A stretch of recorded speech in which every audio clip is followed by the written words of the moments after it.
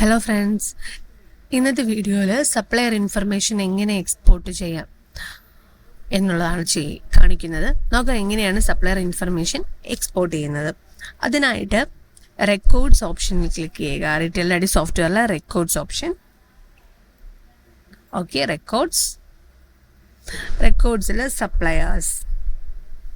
Supplier information available ആണ്. So സപ്ലയറിനെ select ചെയ്യുക. അപ്പോൾ എത്ര സപ്ലയർ ആണോ നിങ്ങൾ ആഡ് ചെയ്തിരിക്കുന്ന ആ ഡീറ്റെയിൽസ് ഇവിടെ കാണാൻ പറ്റും. മിനിമം ടോപ്പ് 10 ആണ് സെറ്റ് ചെയ്തിരിക്കുന്നത്. ഇവിടെ കൂടുതൽ നമ്പേഴ്സ് ആവശ്യമുണ്ടെങ്കിൽ കൂടുതൽ നമ്പർ ഈ ടോപ്പ് റെക്കോർഡ് എന്ന് പറയുന്ന അവിടെ ആഡ് ചെയ്ത് കൊടുത്താൽ മതി.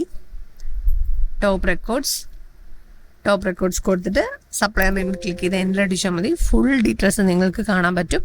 അതിനുശേഷം ഇതിൽ എക്സ്പോർട്ട് എക്സൽ എന്നൊരു ഓപ്ഷൻ നമ്മൾ വെച്ചിട്ടുണ്ട്. Export excel. So just click on export excel. അപ്പോൾ എങ്ങോട്ടേക്കാണ് സിസ്റ്റത്തിൽ ഇവിടെ ഏത് ഡ്രൈവിലേക്കാണോ സേവ് ചെയ്യേണ്ടത് അപ്പോൾ അത് സെലക്ട് ചെയ്ത് കൊടുക്കുക, പേര് കൊടുക്കുക.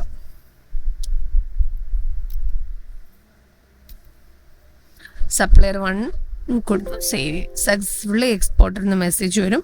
നമുക്ക് നോക്കാം. ജസ്റ്റ് സോഫ്റ്റ്വെയർ മിനിമൈസ് ചെയ്തു, സപ്ലയർ. ഓക്കെ, ഇങ്ങനെയാണ് ആ ഒരു ലിസ്റ്റ് വരുന്നത്. എക്സൽ ഫോർമാറ്റിൽ നമുക്ക് ഇങ്ങനെ ആ ഒരു സപ്ലയറിൻ്റെ മൊത്തം ഡീറ്റെയിൽസ് കാണാൻ പറ്റും. Okay, thank you for watching this video. Thank you.